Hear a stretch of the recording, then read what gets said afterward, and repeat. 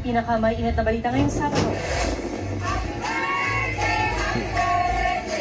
Sabog! Oh! Salo-salo sa restaurant sa Dagupan, pinulabog ng pagsabog ng portable kalan. Labing isang estudyante na puruhan. No? Relax lang kayo. Dalawang Vietnamese na nagpapanggap umanong doktor, arestado sa illegal na aesthetic clinic sa Makati City. Sa Albay, peking dentista na nagkakabit ng braces sa loob ng kanyang bahay. Arestado. Taas. Mega oil price hike dahil sa gera sa Middle East. Taas diesel. Dadalawang linggo na. Diesel, posible magtaas presyo ng lagpas 20 piso. Sa Negros Oriental, sako-sakong bigas at mga tangke ng Oh, LPG nagkalat dahil sa pagtagilid ng truck. Dennis Trillo at Carlene Aguilar, full support sa anak na si Alex na naka-gold sa isang fencing tournament. Jeneline Mercado, nakisuporta rin. Mga gulay sa Benguet, hindi na lang nagkaandam o frost, kundi nagyelo na. At alagang Chow Chow, kamusta na matapos mahulog sa manhole?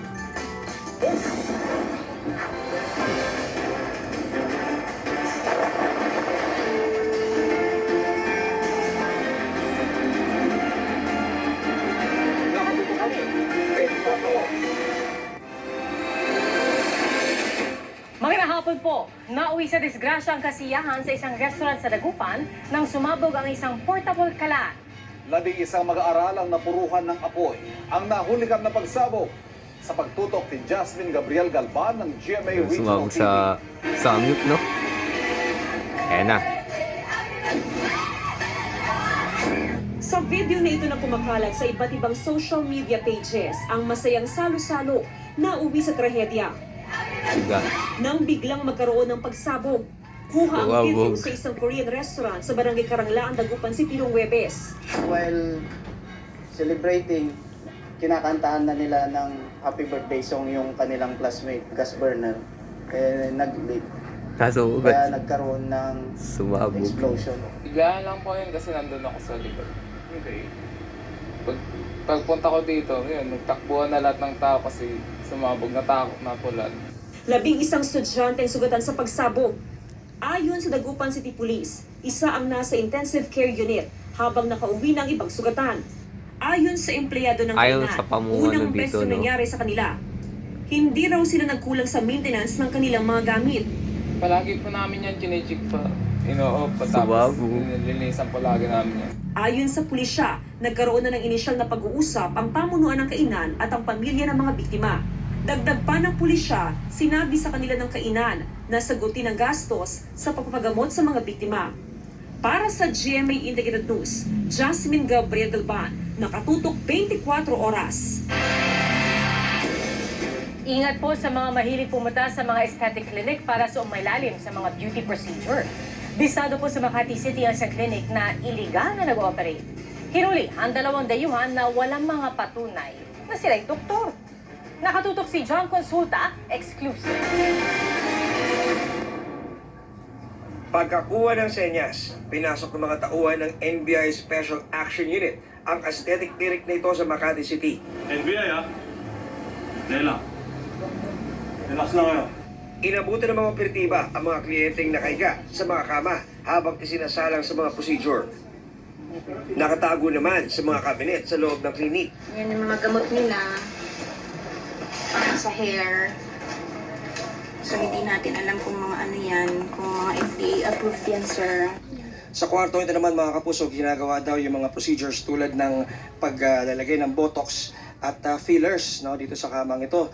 Pero ang nababahala raw itong NBI na makita nila, no, nakakabahala, itong mga mismong ginagamit na mga pang-botox, no, imbis na naka-refrigerate, ay eto, no, sa cabinet lang nakalagay. Kung kaya't malamang daw ay compromise na itong mga ginagamit sa pang-botox na pwedeng magkaroon ng malaking epekto na negatibo sa sino mang panggagamitan nito. Hindi rin daw sanitize ang lugar at mga ginagamit sa aesthetic procedures. Kaya ayon sa mga eksperto ng NBI, posible magka-impeksyon ang kanilang mga kliyente. May dalawang Vietnamese na nagpapanggap na doktor. At yung nung pinuntahan, nakita yung clinic, yung Botox, hindi mga nakarep, tapos nung tinignan yung personalities nila, overstaying din ng mga Vietnamese. Inaresto ng reading team ang 2 Vietnamese at isang Pilipinang tumanggap ng mark money. Walang may pakitang katunayan ng pagiging doktor ang mga Vietnamese ng hinga ng mga otoridad. Kinumpiskan lahat ng kanilang equipment at mga gamot. Wala pang pahayag ang mga niresto na nasa NBI detention facility sa Nasa Muntinlupa kayo, at naharap sa reklamong paglabag sa Medical Act at FDA law. Papala ng NBI sa publiko, Sa hangarin nating makatipid, makamura, papaganda, ay mabiktima po tayo ng mga katulad na ganitong mga modus operandi. So, maging mapaluri po tayo, tingnan natin kung sila yung talaga mga doktor, tingnan po natin yung kanilang clinic, yung mga gamit na ginagamit. At kung may pagdududa po, agad na makipag-ugnayan sa aming pong tanggapan para kayo po ay aming masislihan at matulungan. para sa GMA Integrated News, John Consulta, nakatutok, 24 oras. Malaking dagok maging sa sektor ng agrikultura ang mahal na diesel, lalo't kailangan ito sa pagsasaka at pangingisda. Kaya giit ay isang grupo sa pagdinig ng Senado, hindi lang dapat sa sektor ng transportasyon nakatuon ng tulong ng gobyerno. Nakatutok si Mav Gonzalez. Tuyot na ang taniman ng gulay ni Mang Ludovico sa Sarat, Ilocos Norte para mapagana ang patubig sa kanyang sakahan. Kailangan ng makinang ito ng pinapatakbo ng diesel. Pero dahil sa malakihang pagtaas ng presyo ng diesel ngayong linggo, problemado ang mga magsasakang tulad niya. Ang pananim namin, kailangan ng dilig. Mamamatay na kung hindi naman makabili ng product. Sa makina rin nakaasa ang patubig ng mga magsasakang ito sa Malolos, Bulacan. Kaya nangangamba sila Taas ng mahal mo po. kaya nilang gastusin dahil sa taas ng presyo ng diesel. Bali, 2 taong pahatay namin. Kung bibili kami ng crudo, dahil alapat lugi sa aming pagsasabi. Bukod sa mga magsasaka, umaaray na rin ang mga mangingisda. Malaking bahagi ng gastusin sa pangingisda ang diesel para makalaot ang kanilang mga bangka. Kunti-kunti na nga lang ang uli namin, tapos tumataas pa yung gasolina. Yan din ang daing ng mga mangingisda sa Davao City. Pag imay mo, magpunta namin ni Silvan lang. Paswerte. Makapag, dili, po, ugnaan. Dawatan mo yan, ugnaan. Say gani, igura ko panghatag sa manayungay kayo. Di man, may kalusad ugay manayungay. Sa isang malit na mangingisda na papalawod siya using 40 to 50 liters per ikot niya o per ikot niya sa karagatan, yung 500 na-absorb niya. Wala pa namang ayuda na nakukuha, wala pa namang discount sa mga fuel, wala pang discount sa excise tax man yan o VAT man yan. Ang diskarte na lang daw ng mga mangingisda sa Iloilo City. Imbis pa dasig, pa inahinan lang anay kasi kuan ka man nga magkini-kini ang makaon mo sa mga gatong. Imbis ka kadali ka kisate kuan ka man nga mula na bawion mo lang sa temprano kapag malakat kayo para nga makapainahinan. Kaya sa pagdinig ng Senate Committee on Agriculture, ipinunto na hindi lang dapat sa sektor ng transportasyon nakatuon ng tulong. Nakafocus tayo sa transport, sa mga jeepney driver, bicycle driver, pero mas kawawa yung mangingisda kasi dagdag sa gas sa production na yun. Ina-absorb yung sarili. Nagmahal na yung produkto. Yung mangingisda, hindi ka naman pwede hindi o mangisda ka ng dalawa isang OPS oras na gulo sa Ayon sa Middle East. chairman ng komite na si Senador Kiko Pangilinan, bumubuo na rin sila ng panukalang emergency fuel subsidy, lalo't 80% ng gastos ng mga mangingisda ay crudo. Pero giit ni Pangilinan, kulang ang 3,000 pisong fuel subsidy. Kulang talaga. Pero ba yung 3,000 na yun, hindi pa tumataas ang presyo ng crudo nun? Exactly, oo po. Hindi karampot na lang yun. Paliwanag ng Bureau of Fisheries and Aquatic Resources o BFAR, kulang kasi talaga ang budget nila. Kaya maliit at para sa mga mangingisda sa 5th class municipalities lang ang ayuda. Our target po is 150 to 200,000 boats. So if we will times 3,000 year on, it's 400 million something po. So that's why 3,000 yung kinap up natin. But if in case that there will be an augmentation of our budget, then definitely your honor, we can Pondo para sa add fuel it to, subsidy. raise it to 5,000. May request na raw ng karagdagang pondo ang BFAR para sa fuel subsidy. Pero kahit may dagdag na budget, nasa 22,000 lang ang mabibigyan, kumpara sa 2.7 million na kabuo ang bilang ng mga mangingisda. Ayon naman kay Pangilinan, may pinag-uusapan ding supplemental budget ang Kongreso, kaya maaaring madagdagan pa ito. Para sa GMA Integrated News, Mav Gonzalez, nakatuto, 24 oras. Isang naka-duty CQ? security guard sa Quezon City ang malapitang binaril at ninakawan pa ng cellphone at service firearm. Ang nahulikan na insidente sa pagtutok ni Rafi Tima. Sa kuha ng CCTV, makikita ang security guard na nakaupo sa labas ng binabantayang grocery sa Fairview, Quezon City. Pag alas 2 ng madaling araw, maya-maya, kita ang dalawang lalaking nakasuot ng helmet na patakbong lumapit sa gwardya at tinutukan siya ng baril. Tumayo pa ang gwardya, pero ilang segundo lang agad siyang bumagsak. Dito na pala siya pinatutukan ng lalaking nakaputing long sleeves. Bahagya pang lumayo ang dalawa, pero Kaya ang agad pinalitan CCTV. ang nakaupong gwardya at tila may kinuha sa kanya bago tumakbo palayo. Ayon sa mga investigador, service firearm at cellphone ang kinuha mula sa gwardya. Sa isa pang kuha ng CCTV, kitang pumasok ang gwardya sa loob ng grocery store kung saan agad siyang tinulungan ng cashier. Nung nakaupo ko sa loob, may narinig akong malakas na putok. Nung sinilip ko, si guard nakaupo na sa sahig, nabaril na pala ng dalawang lalaki. Tapos tumawag ako agad sa pulis. Nung tumawag ako si chief, pumasok naman siya sa loob. Tapos duguan na siya. Tapos suka siya ng suka ng dugo. At mabuti naman may tumulong sa amin na tricycle driver at dinala namin sa malapit na ospital. Nasa maayos na kalagayan na raw ang biktima. Sa backtracking ng mga investigador, napagalabang may nahuli ng dating suspect na ganito rin ang modus. Nang ipakita ito sa biktima, positibo silang kinilala. May 6 na halos kaparehong kaso na raw ang dalawang suspect, pero nakapagpiansa lang o kaya i-dismiss ang kaso dahil hindi nagtuloy ang mga complainants. Kausap na raw ng mga investigador ang mga kaanak ng suspect. Madalas sila mahuhuli. Pakiusapan para kaya nilang suko para naman ma-mitigate din yung sitwasyon or yung kaso nila na sumuko sila. But definitely after 36 hours, kung hindi po natin ma-follow up, hindi natin makuha, we will file appropriate charges, robbery with frustrated homicide. Para sa GMA Integrated News, Rafi Mahuli Tima na sila. 24 oras. Naiuwi na sa Pilipinas at ngayon nasa hometown na sa Pangasinan ang labi ng Pilipinong caregiver na nasawi sa gitna ng missile attack sa Israel. Nakatutok si Bea Pinla.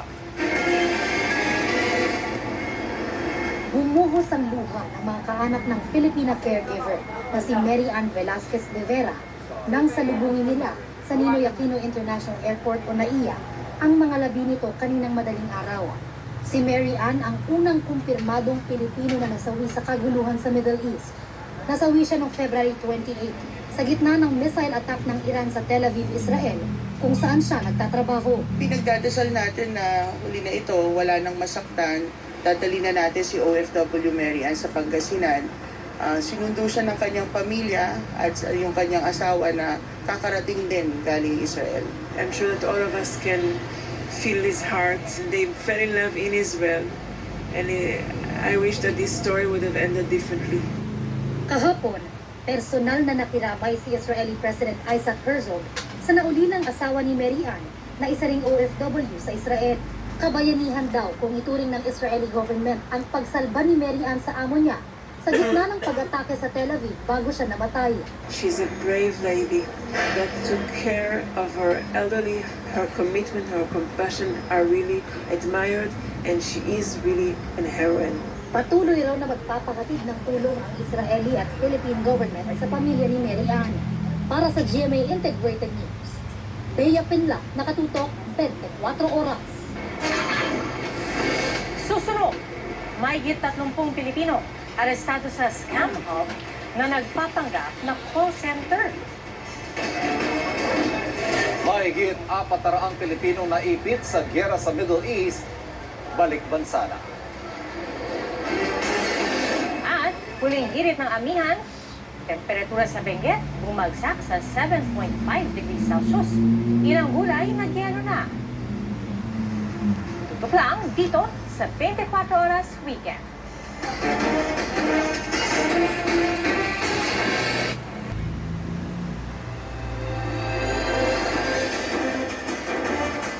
Huli sa akto, mahigit 30 Pinoy na nagtatrabaho sa isang scam hub sa San Pedro, Laguna. Ang kadalasan nila mga target, mga matatanda at retirado na sa ibang bansa. Nakatutok si John Consulta. Yun. 37 Pilipino ang inabutan ng NBI sa isa umunong scam hub sa isang subdivision sa San Pedro, Laguna. Naka-display sa ibang computer ang transaksyon na panloloko sa kanila umunong mga target sa Amerika. It is about an establishment posing as a call center. And according to the informant, this establishment are engaging in scamming activities. Ayon sa NBI, kunwari ay mga tech support sila ng mga malalaking tech companies at umaalalay sa mga Amerikanong may problema. Yun pala, nagtatanim sila ng malware sa cellphone ng mga target. Naka-embed ang malware sa mga messages na pinapadala. Meron din umano silang isinasagawang fraudulent marketing scheme kung saan nagkukunwari silang empleyado ng isang pharmaceutical company at may hawak na listahan ng mga umu-order ng gamot. Pag nakuha na ang perang bayad para sa gamot, naglalago na ang mga ito na parang bula. May ilan ding ang manloloko naka-angkla sa loan, debt relief scheme. Mag-o-offer kunwari ng kalahati na lang ang babayaran sa kanilang mga loans, pero tatangin lang ang bayad at di tunay na mababayaran ang loans. Mga elderly at retirees daw ang kadalasang biktima ng mga inaresto. Na-inquest na sa reklamong paglabag sa Cybercrime Prevention Act at Anti-Financial Account Scamming Act ang mga suspect na wala pang pahayag sa ngayon. Para sa GMA Integrated News, John Consulta, nakatutok, 24 oras. Isang ginang na nakapila sa ayuda sa Mandaue City ang nawala ng malay at kalaunay na sawi. Ang sa ama ng biktima, nagbakasakali siyang pumila sa pamamahagi ng 5,000 pisong ayuda para sa mga nasalanta ng Bagyong Tino noong 1 taon. Pero habang nasa pila ng validation, nawalan umano siya ng malay. Sinubukan daw siyang i-revive pero wala na raw siyang buhay. Idinala rin ito ng ama ng biktima lalo't may mga rescuer o otoridad sa lugar. Ang panawagan ng kanyang pamilya, ilabas ang CCTV footage kung saan nangyari ang validation. Ang City Administrator ng Mandaue humihingi na raw ng incident report bago maglabas ng pahayag. Wala pong opisyal na pahayag sa insidente ang DSWD. Nagbigay na raw ang kagawaran at City Social Welfare Office ng financial assistance at iba pang tulong sa pamilya ng biktima. 4 na anak ang naulila ng ginang. Patay sa pamaril sa Cagayan ang 3 magkaanak na binibentahan na mahigit 1 milyong pisong halaga ng ginto. Sa Bulacan, huli ka ng pagtangay na isang lalaki sa pitaka ng nurse sa ospital.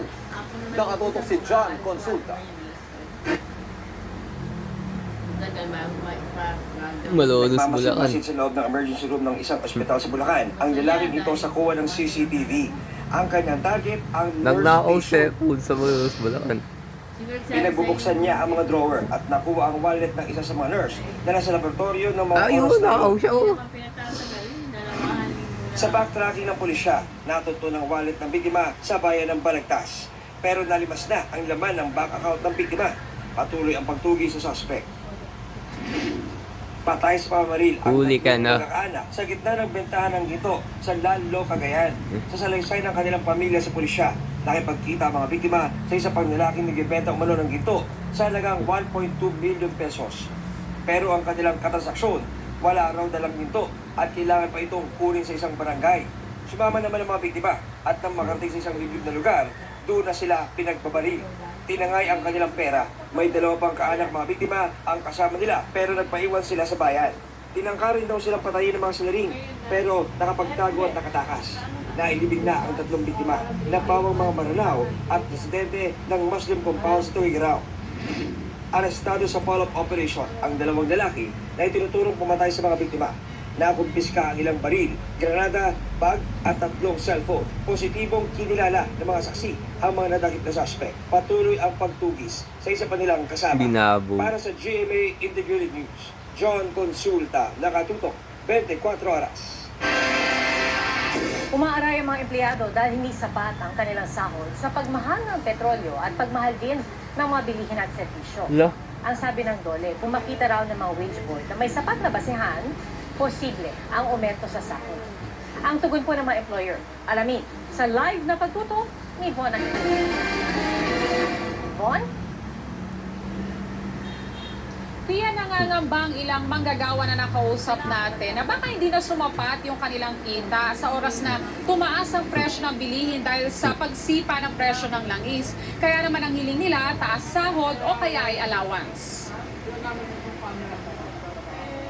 Minimum wage earners sina RM at Renz bilang housekeeper sa isang BPO company dahil sa maladomino ang epekto ng pagtaas ng presyo ng langis. Kulang din tumataas na din yung mga bilihin Kahit konting taas sahod, para kahit pa paano makabawi man lang. Basta matustusan lang din yung mga pangangailangan. Sa Metro Manila, 695 pesos ang minimum wage sa non-agricultural sector. Sabi ng National Wages and Productivity Commission, posible ang dagdag sahod kung may makitang sapat na basihan ang Regional Wage Board para rito.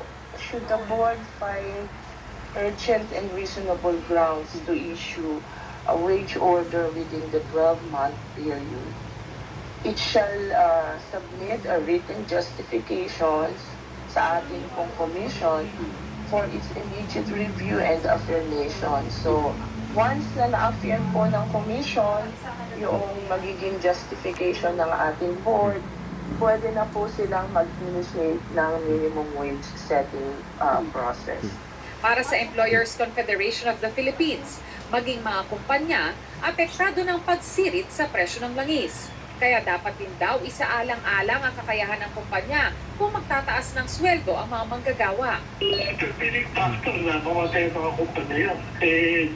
Yung binibigay na minimum wage, sabi ko nga sa'yo, maiyakan na yan ngayon. Hirap na yung mga kumpanya. So yung pinagtataas na sweldo, yung ginamandate ng regional wage board, yung pinipilit na kayanin nyo.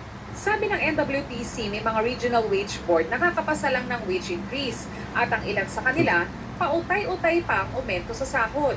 Para maibsan kahit papaano ang pagsirit ng presyo ng langis, isinusulong ngayon sa Kongreso ang pagsuspindi ng excise tax. Sakaling maisabatas, maaaring umabot sa 10 pesos kada litro ang matatias sa presyo ng produktong petrolyo. And hopefully within the next 2 weeks ay makapagbenepisyo na po at makinabang na po ang ating mga kababayan.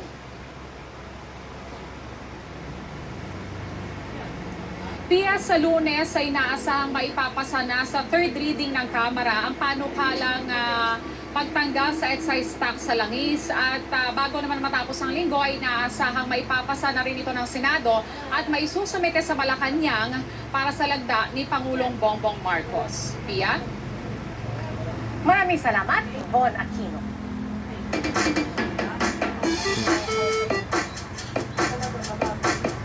May bagong species ng dinosaur na nadiskubre sa South America.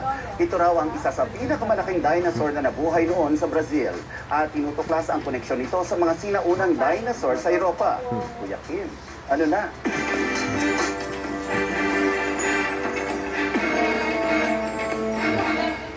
Ito mga butong nahukay noon sa Brazil, sa South America. Mga buto ng isang dinosaur. Para matukoy kung anong dinosaur to, mabusisi itong pinag-aaralan ng mga eksperto. At sa buong ito, ilathala nila ang kanilang findings sa Journal of Systematic Paleontology. Ang mga buto raw ng isa sa mga pinakamalaking dinosaur na nabuhay sa Brazil, ang Dasosaurus tocantinensis. Sa tulong ng 1.5 meter long ng femur na kanilang nahukay, napag-alaman nila ng Dasosaurus tocantinensis, tinatayang 20 meters daw ang laki. At ang kinamangha pa nila, ang pinakamalapit na kamag-anak ng Dasosaurus tocantinensis, mga Darumbatitan morelensis. Isang sauropod na nabuhay naman noon sa Spain. Ang lineage ng mga Dasosaurus tocantinensis maring nagmula raw sa Europe at nag-disperse o kumalat lamang sa South America 130 million years na ang nakaraan. Laging tandaan, importante ang may alam. Ito po si Kuya Kim at sagot ko kayo, 24 oras.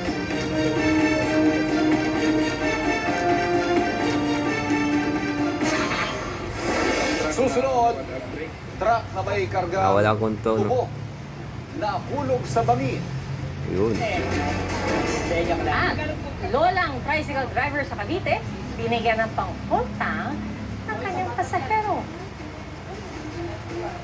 Tuloy-tuloy ang pagtutok dito sa 24 Oras Weekend.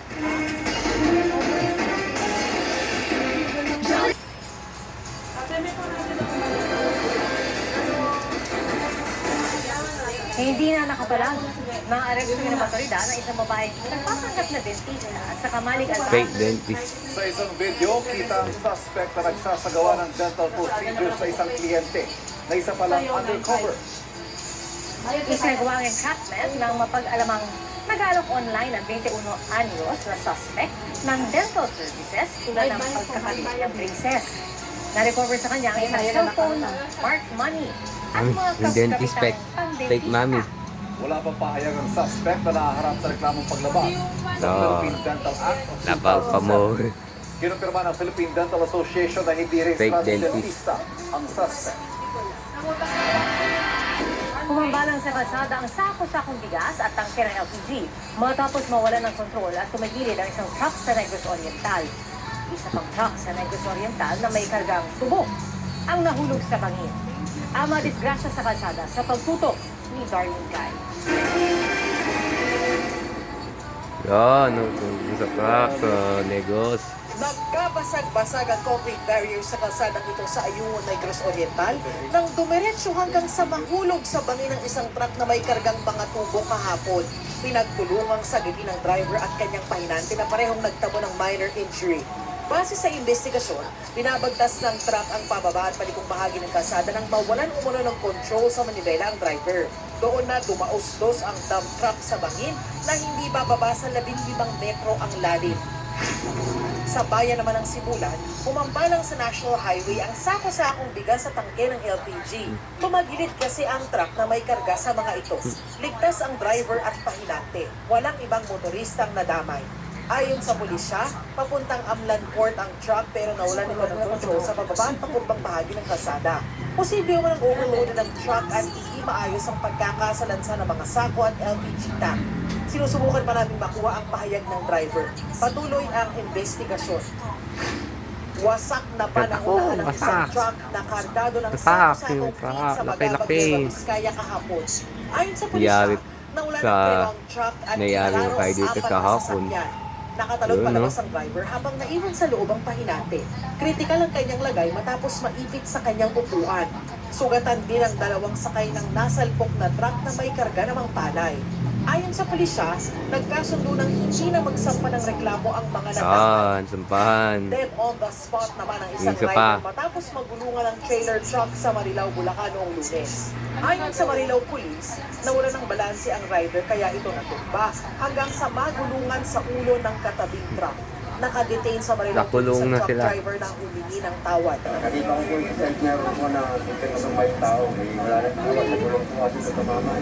Pero ako, napunta ko sa iyo. Sa ako at siya natumbay. Pagpipili lang ang motor. Sinusubukan pa namin makuha ang pahayag ng pamilya ng biktima. Para sa GMA Integrated News, Darlene Kai, nakatutok, 24 oras. Mawala ng DTI sa mga mapagsamantalang retailer. Bawal ang pang-hoard o pag-i-imbak ng essential goods sa gitna ng gyera sa gitnang silangan. Ayon sa DTI, paglabag ito sa Price Act at iba pang kaugnay na batas. Makukulong ng hanggang 15 taon at pagmumultahin na hanggang 2 bilyong piso ang Paano mga makulong? papatunayang nagmamanipula ng presyo. Inimok din nila ang mga consumer na maging mapagmatsyag at agad isumbong sa DTI kung may maobserbahang mga paglabag. Pagtitiyak ng DTI sa patang supply ng mga pangunahing bilihin at sumusunod naman ang mga ito sa suggested retail price base sa kanilang pag-iikot nitong unang 2 linggo ng Marso. Round 2 Round? na sa susunod na linggo ng Naku. nakalulunang oil price hike. Round Posibleng 3. sumipa ng Mahal na yan. piso ang presyo ng diesel. May nag-iisip ng magtigil pasada habang ang ilang taxi operator Round 4 dahil pigilit sa Sumala magdagdag Santa na sa po. flat town. At mula sa Quezon City, nakatutok lang si Darlene. Darlene? Titigil na nga raw sa pamamasada yung ilang tsuper na nakausap namin dahil talagang wala na raw silang kikitain pagkatapos ng panibagong big time oil price hike sa susunod na linggo. Nakalatag naman na yung mga programa para sa ayuda ng gobyerno pero may panawagan yung ilang transport groups at tsuper. 20 to 22 pesos ang inaasahang dagdag sa kada litro ng diesel sa Martes ayon sa industry sources. 14 to 16 pesos naman sa gasolina. Hindi pa naglalabas ang Department of Energy ng opisyal na estimate at ng anunsyo kung pumayag mo yung oil companies na utay-utayin ang dagdag singil. Matapos ang round 1 ng mega oil price hike Isang noong week tayo, no? batay sa kwenta ng Round GMA 2 na. Integrated News Research, naglalaro ngayon ang gasolina sa 57 to 84 pesos per liter. Sa diesel, 66 to 90 pesos. Sa kerosene, lagpas Lamig sa- 100 pesos. Magkano man ang pinal na mapagkasunduan, iisa ang sigurado. Bugbog na raw ang mga tsuper. Lo. Paano ba raw magkakasya ang 500 piso kada araw sa kanyang may 2 anak? Kaya baka tumigil na raw siya sa pagpasada sa susunod na linggo. Ang taxi driver na si Jesus, hindi na umaabot sa 500 piso ang kita kada araw dahil sa sobrang mahal ng langis. Kaya nananawagan ng Philippine National Taxi Operators Association o PNTOA ng pagtaas ng singil sa flag down at kada metro. May panawagan din ang samahan ng mga TNVS. Yung transport network company naman, kung nasaan nagda-drive yung ating mga driver, baka naman po pwedeng bawasan ng komisyon nila. Tayo po, ang request natin, yung 10% okay na kasi may mga transport network company naman na 10%. Naunang inanunsyo ng DSWD o Department of Social Welfare and Development ang pamimigay ng tig 5,000 pisong ayuda para sa tricycle drivers simula Martes. Sabi naman ng DSWD, susunod na ang iba pang nasa sektor ng transportasyon gaya ng mga driver ng jeep, bus, taxi, TNVS at mga motorcycle taxi at delivery rider. 5K sa fuel. Tinatasan na rin ng FRB ang lahat ng PUV operators na magsumite na sa pinakamalapit na Regional Franchising and Regulatory Office ng listahan ng mga pangalan ng mga driver na kabilang sa kanilang prangkisa para raw ito mapabilis ang paghahanda at implementasyon ng fuel subsidy program. Bago kasi mailabas ng pamahalaan ng pondo para rito, dapat umabot ng $80 per barrel sa loob ng isang buwan ang presyo sa pandaigdigang merkado ayon sa Department of Transportation. Malaking tulungan, hindi pa rin daw yan sapat para sa ilang samahan ng mga tsuper, lalo kung aalagwa pa ang presyo ng langis.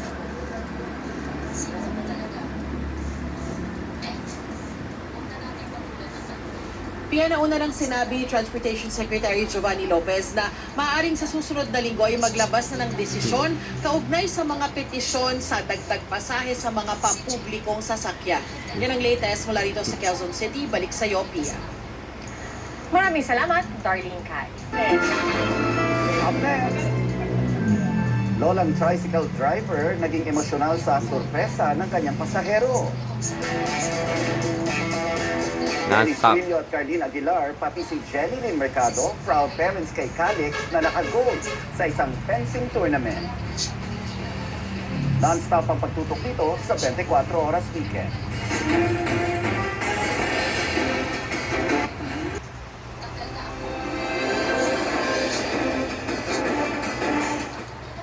Dahil kalbaryo sa mga motorista, ang mahal na petrolyo, doble kayod sila para may matira pa sa kita at may uwi sa kanilang pamilya. Kaya marami ang naantig sa tagpong ito sa pagitan ng isang pasahero at tricycle driver na isang lola. Yun. Mahal. Ito po, pang 2 full tank nyo. 1-1, full tank na yun ng 2. Oh, mahal. Inilarawan din ng uploader na si Mervin ang mga rider at tsuper bilang mga tunay na bayani ng kalsada. Dagdag pa niya, saludo siya sa mga ito na patuloy na namamasada para sa pamilya sa gitna ng nagtataasang presyo ng langis.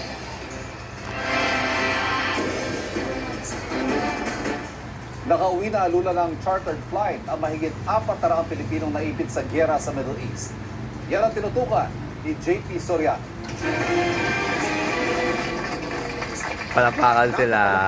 Ligtas na. Ang mahigit 400 Pilipinong Nakauwi na. sa United Arab Emirates nang lumapag ang sinakyang chartered flight sa NAIA ngayong hapon. Sinundo sila matapos maipit sa giyera ng Amerika, Israel laban sa Iran. Sa bilang na ito, mahigit 200 ay mga OFW, habang mga stranded na turista naman ang iba. Sa arrival area, nag-aabang sa kanila ang kaanak ng mga OFW. 2 linggo na kami sa kanya, nag-alala talaga, abang ng abang. Kasi pati siya, iyak siya ng iyak lang, gusto nang umuwi.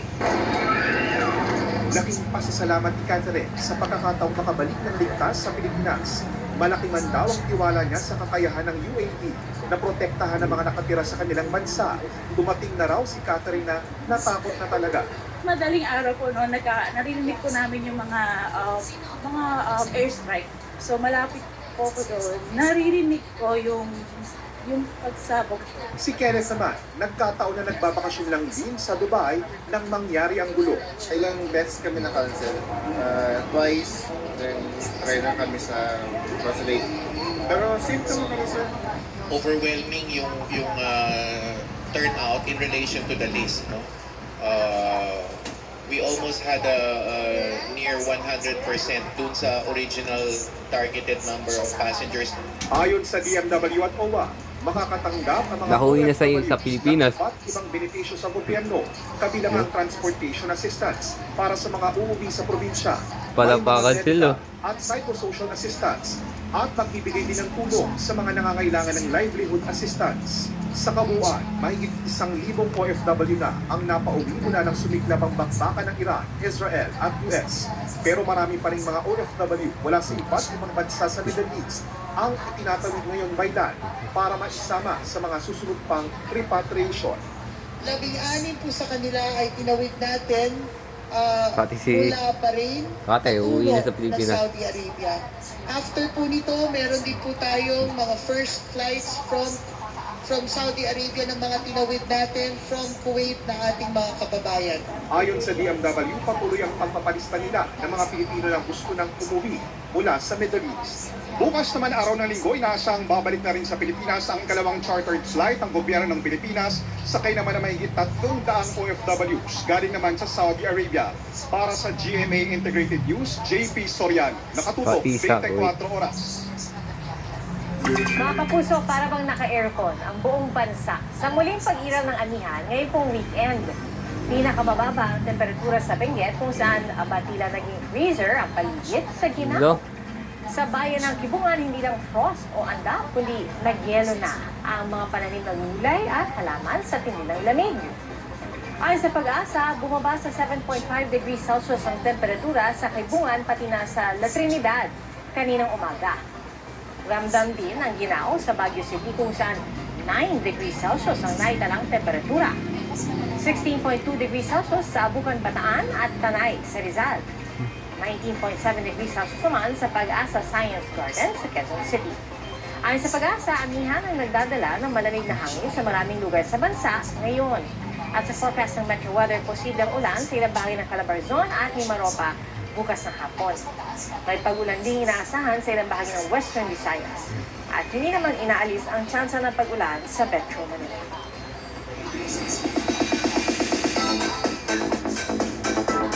Proud dad si Dennis Trillo sa inuwing gold medal ng anak na si Calix sa isang fencing tournament. Present din sa event sina Cardine Aguilar at Jenny Mercado na kapwa proud moms ni Calix. Sa IG story ni Dennis, kita ang all-out support nila from the tournament proper to the podium finish. Matagal nang nagpe-fencing si Calix at nanalo na rin ang first place sa isang fencing match noong September 2025. And that's my Chicken Saturday night. Ako po si Nelson Canlas. Yeah, Ivan?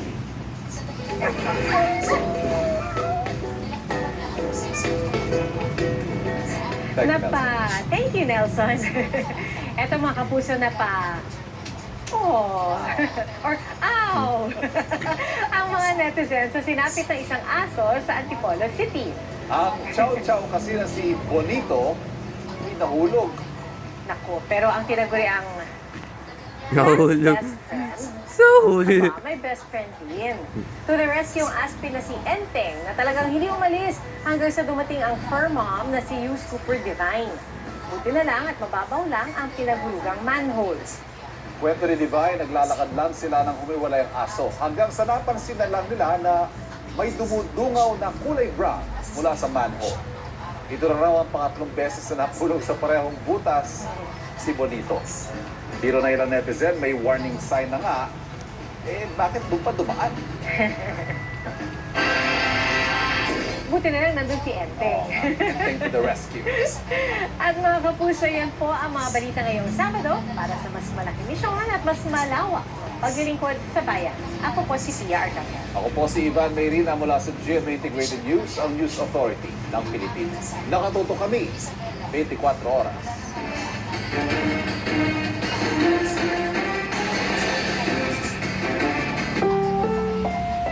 Ang susunod na programa ay